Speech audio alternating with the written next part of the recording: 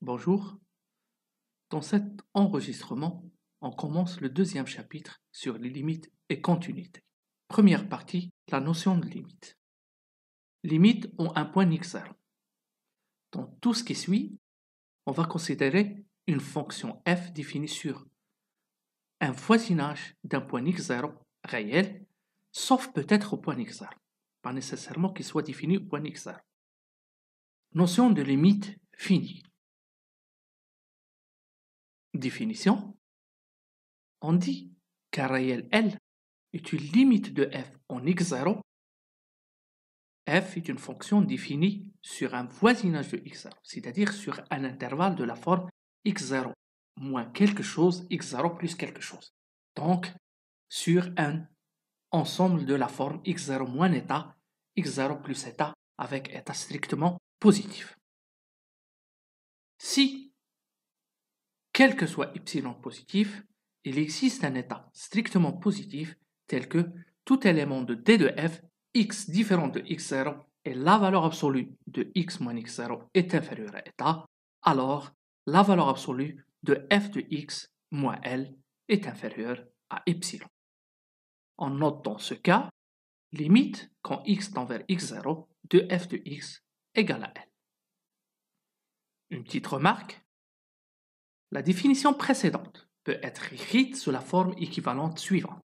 On dit que limite quand x tend vers x0 de f de x égale à L si, seulement si, quel que soit epsilon positif, il existe un réel état strictement positif qui dépend de epsilon, bien sûr, tel que, quel que soit x autre que x0, de l'intervalle ouvert x0 moins état, x0 plus état, on est sûr que f de x est un élément de l'intervalle ouvert L moins epsilon, L plus epsilon.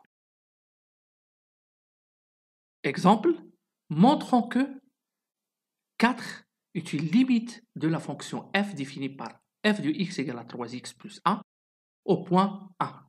Donc le x0 c'est égal à 1 et le L égale à 4. Et f est une fonction définie sur R tout entier parce que c'est une fonction polynomiale.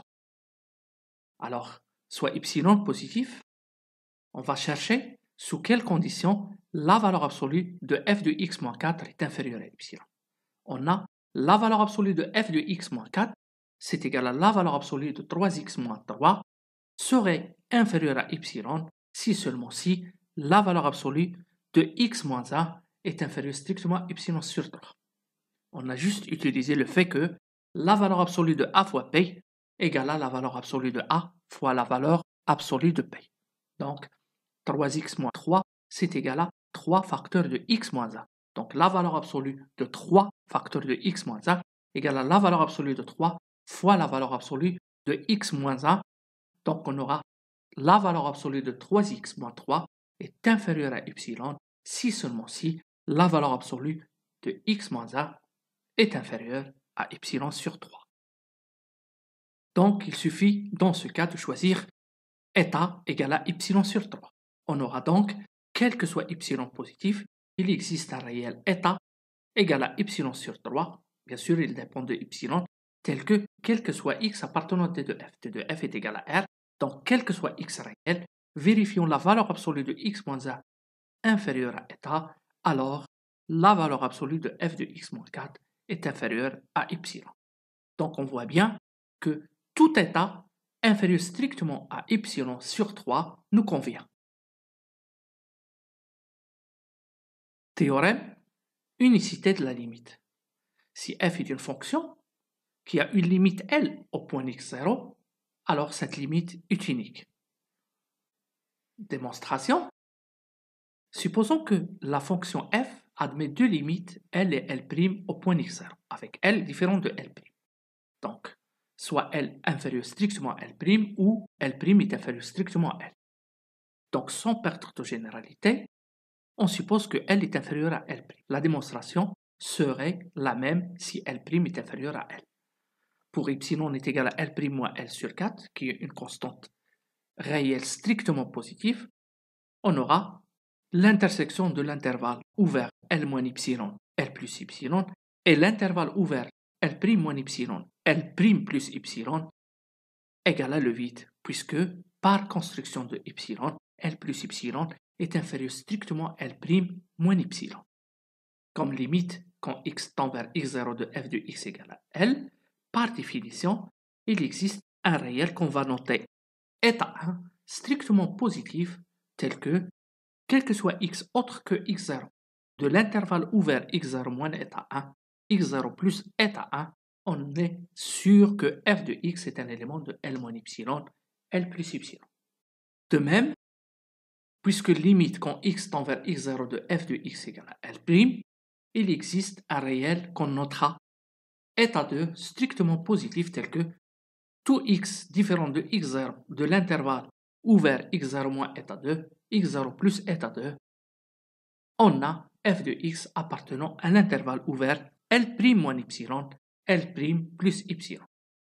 Par suite, si on pose état égal à l'inf de état 1 et état 2, qui est un réel strictement positif, on aura quel que soit x autre que x0 de l'intervalle ouvert x0 moins état qu'on vient de construire, x0 plus état, f de x est un élément de l'intersection entre les deux intervalles ouverts L moins epsilon, L plus epsilon et L' moins epsilon, L' plus epsilon. Mais par construction de epsilon, on a L plus epsilon est inférieur strictement à L' moins epsilon. Donc cette intersection est égale à le vide. Ce qui est absurde. Donc ce qu'on a supposé est faux. Autrement, si f admet une limite au point x0 égale à L, cette limite est unique. Remarque, d'après ce qu'on vient de voir, la définition de la limite d'une fonction au point x0, la recherche d'une limite au point x0 n'exige pas que la fonction soit définie en ce point. Deuxième remarque, si f est défini en x0, on ne demande pas à f de x0 de vérifier la valeur absolue de f de x0 moins L est inférieure à epsilon. Parce qu'on a vu que pour tout x différent de x0, élément de l'intervalle x0 moins état, x0 plus état, pour ce x, f de x appartenant à L moins epsilon, L plus epsilon. Donc tous les x sauf x0.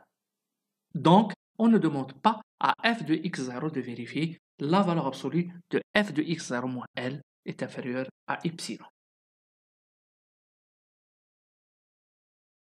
Notion de limite à droite cette fois. Soit f une fonction définie à droite de x0, sauf peut-être en x0, et L un réel. On dit que L est une limite de f à droite de x0 si, quel que soit epsilon, cette fois il existe un état strictement positif tel que, quel que soit x élément de t de f, vérifiant x différent de x0 et x inférieur à x0 plus état, on a la valeur absolue de f de x moins L est inférieure à epsilon. Dans ce cas, on note limite quand x tend vers x0 avec plus en exposant de f de x égale à L ou limite quand x tend vers x0 et x supérieur à x0. Autrement, à droite de x0 de f de x égale à L. Exemple, considérons la fonction f définie sur R par f de x égale à moins 1 si x est inférieur ou égal à 0, égale à plus 1 si x est supérieur strictement à 0. On a limite quand x tend vers 0 positif de f de x, c'est égal à 1. Notion de limite à gauche cette fois. Soit f une fonction définie à gauche de x0, sauf peut-être au point x0. Et L un réel. On dit que L est une limite de f à gauche de x0 si, quel que soit epsilon, il existe un réel strictement positif qu'on note état tel que, quel que soit x dans l'ensemble de définitions de f, x différent de x0 et x est supérieur strictement à x0 moins état, on a la valeur absolue de f de x moins L est inférieure à epsilon. On note cette fois limite quand x tend vers x0 avec un moins en exposant de f de x égale à L ou limite quand x tend vers x0 et x inférieur à x0 à gauche de x0 de f de x égale à L. Exemple, prenons la fonction f définie dans l'exemple précédent. On a limite quand x tend vers 0 négatif de f de x égale à moins 1.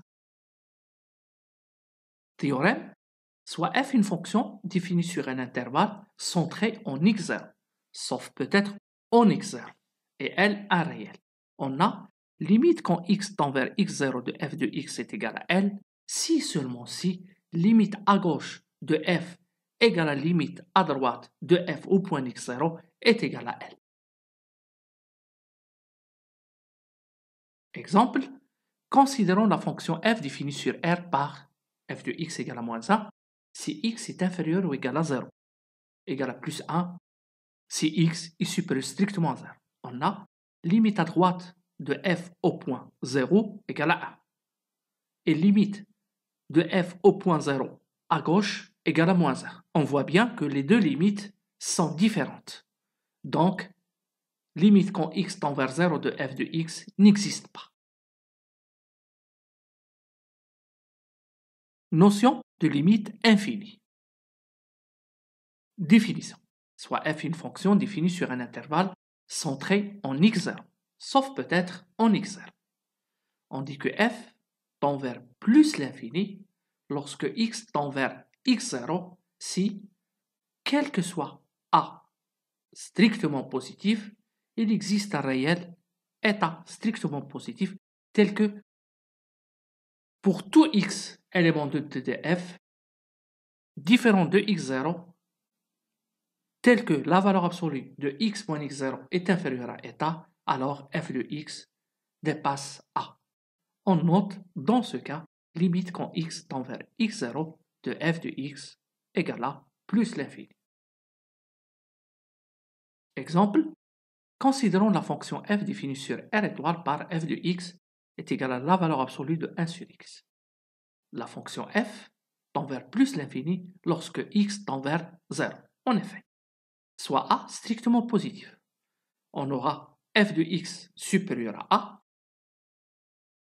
si seulement si la valeur absolue de 1 sur x est supérieure strictement à a, ce qui est équivalent que la valeur absolue de x, autrement la valeur absolue de x moins 0, est inférieure à 1 sur a.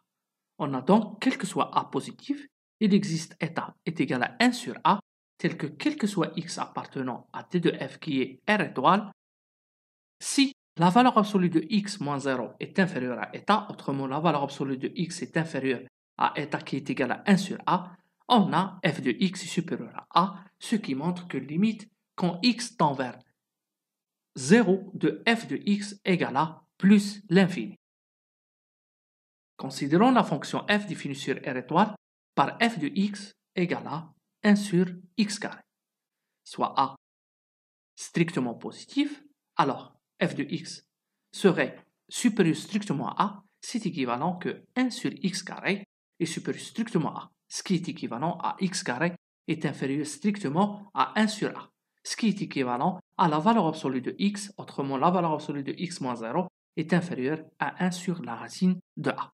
Dans ce cas, il existe état est égal à 1 sur la racine de a, tel que si la valeur absolue de x inférieure à état, on a f de x supérieur à a. D'où limite quand x tend vers 0 de 1 sur x carré est égal à plus l'infini. Définition.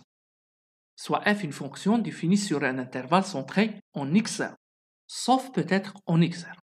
On dit que f tend vers moins l'infini lorsque x tend vers x0 si, quel que soit a strictement positif, il existe un état strictement positif tel que, quel que soit x dans d de f, avec x différent de x0, et la valeur absolue de x moins x0 est inférieure à état, on a f de x est inférieur à moins a. Dans ce cas, on écrit limite quand x tend vers x0 de f de x égale à moins l'infini. Exemple, considérons la fonction f définie sur R moins le singleton 1 par f de x égale à moins 3 sur x moins 1 le tout au carré, soit a strictement positif. On a f de x est inférieur strictement à moins a, c'est équivalent que à moins 3 sur x moins 1 le tout au carré est inférieur à moins a. ce qui est équivalent à x moins 1 au carré est inférieur à 3 sur a. Ce qui est équivalent à la valeur absolue de x moins 1 est inférieur à la racine de 3 sur a. Donc, il suffit de prendre état est égal à la racine de 3 sur a. Ainsi, pour tout x élément de D de f, autrement x réel différent de 1, si la valeur absolue de x moins 1 est inférieure à état, on a f de x est inférieur à moins a. Ce qui montre que limite quand x tend vers 1 de f de x, autrement de moins 3 sur x moins 1 le tout au carré est égal à moins l'infini. Comme deuxième exemple, considérons la fonction f définie sur R étoile par f de x égale à moins la valeur absolue de 1 sur x. La fonction f tend vers moins l'infini lorsque x tend vers 0. En effet, soit a strictement positif, f de x est inférieur à moins a, c'est équivalent à moins la valeur absolue de 1 sur x est inférieure à moins a, ce qui est équivalent à la valeur absolue de x est inférieure à 1 sur a. Donc, il suffit de prendre état est égal à 1 sur a. Donc, quel que soit a positif, il existe un réel état qui dépend de a, qui est égal à 1 sur a, tel que quel que soit x dans le domaine de définition de f qui est R étoile, si la valeur absolue de x moins 0 est inférieure à état, alors f de x est inférieur à moins a. Autrement, limite quand x tend vers 0 de f de x égale à moins l'infini. On s'inspire des définitions des limites à droite et à gauche ont un point x0 pour donner les définitions suivantes. Soit f une fonction définie à gauche cette fois de x0 sauf peut-être en x0. Alors, D1, limite quand x tend vers x0 à valeur négative de f de x égale à plus l'infini, c'est équivalent à, quel que soit a positif, il existe un réel état strictement positif tel que pour tout x élément de D de f différent de x0 et vérifiant x est supérieur strictement à x0 moins état, on a f de x est supérieur à a.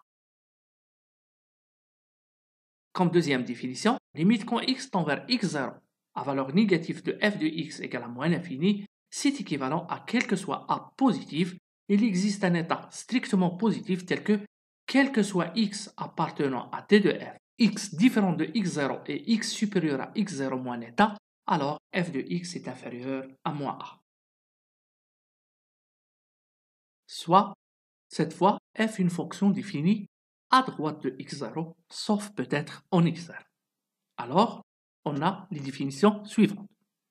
Limite quand x tend vers x0 à valeur positive de f de x égale à plus l'infini, c'est équivalent à, quel que soit a strictement positif, il existe un réel état strictement positif tel que pour tout x élément de d de f différent de x0 et x inférieur strictement à x0 plus état, alors f de x est supérieur à a. Définition 2.